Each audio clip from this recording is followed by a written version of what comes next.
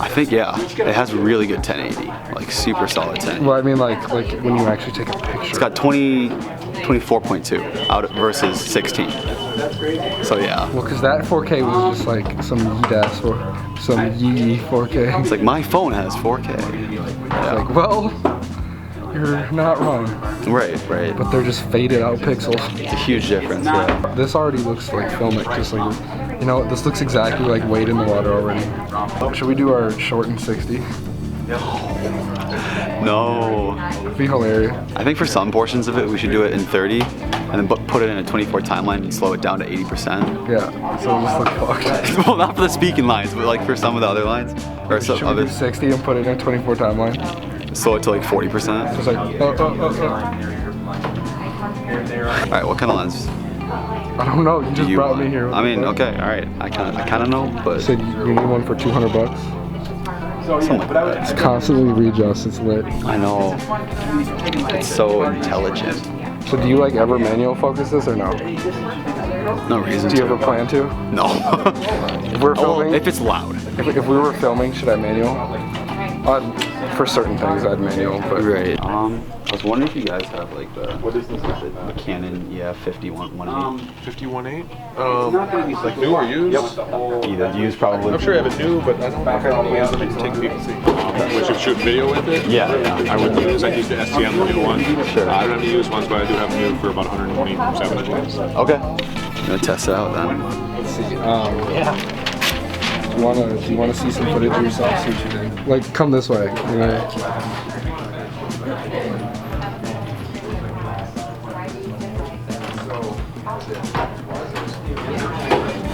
How are we looking? Yeah. So the dude who set up this event, we're part of the Film Fellows for the Twin Cities Film Festival.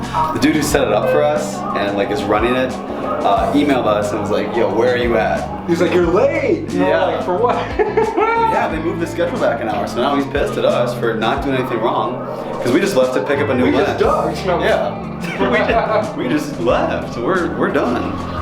He's gonna like walk up right here and be like, "What are you vlogging about?" At gunpoint. Or maybe just vlog it. Like, all right, we're showing up late as fuck. All right, so we're here. Apparently, the event, the documentary class event, is in a hotel. So we're showing up late as fuck. Of all places, and we're showing up, you know, pretty late. So. Yeah. What if that's, are you excited? We're done, yeah. Yeah, we'll see what we can get from this class. So it turns out that.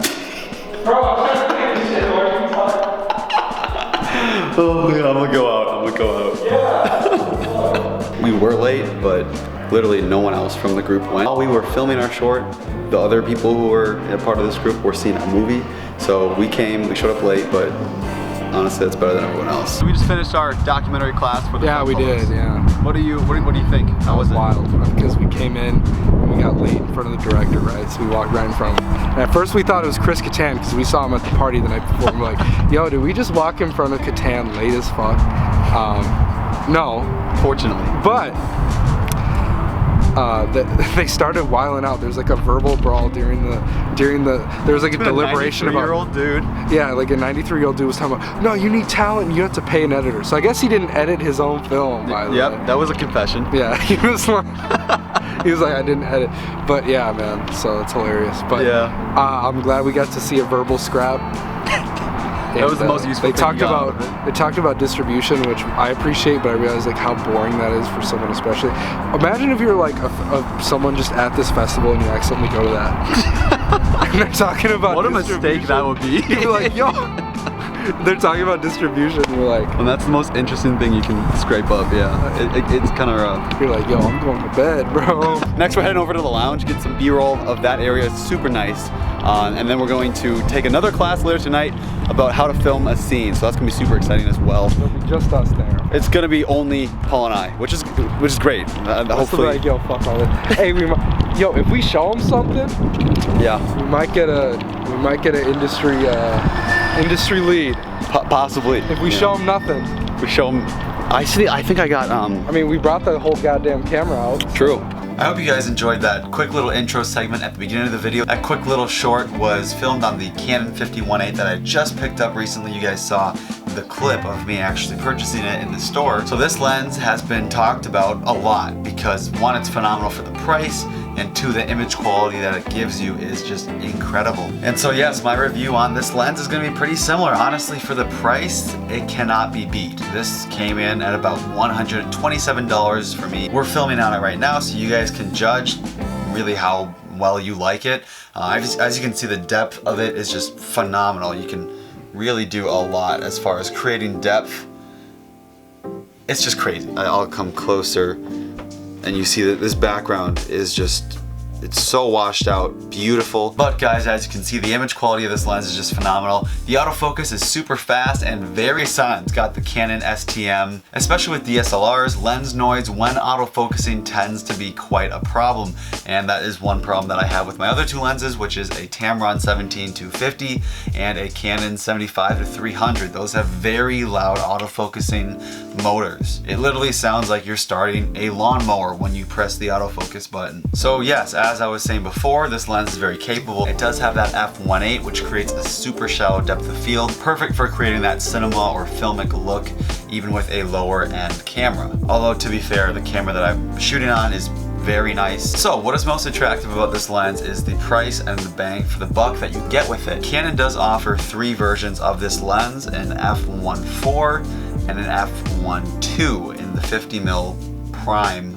Now the 1.4 runs about, I think, 300 or 400, and the 1.2, oh man, it's got a fat price tag. So getting those incremental drops in aperture, not a huge difference as far as what you're able to accomplish stylistically and visually, but the prices, there's a huge price leap.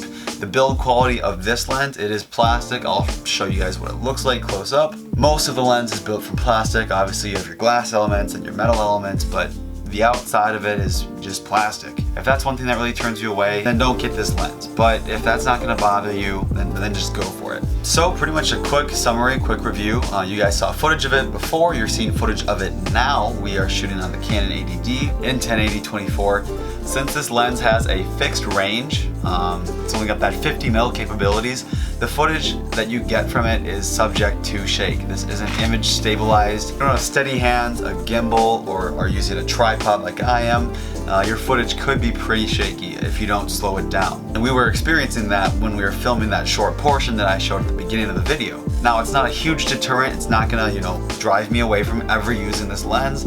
I'm probably gonna use this lens primarily unless I'm doing some sort of vlog content where I need to have that wider angle with a 17mm. For me, having that shallow depth of field is one of the biggest reasons why I'm not just shooting these vlogs and these videos on my phone. It's why I'm using a camera and a pretty big setup like this. It takes full advantage of the Canon dual pixel autofocus, pretty much allowing your face to be in focus no matter at what range you're at. Even if I get super close to you guys, it adjusts so quickly. This is just, I love Canon for this. If you guys find any lenses that you prefer to use over this, some substitute lens from another competitor, feel free to just shout in the comment section what you guys have found to work. But for now, this is my favorite lens. It does look a little bit dinky. It looks a little cheap. 1, because it's small. 2, because it's made out of the plastic. It looks super tiny on my setup since I do have the Canon 80D, a battery grip, and then like a little cold shoe extender that has a light, and then the phone shotgun mic that I have.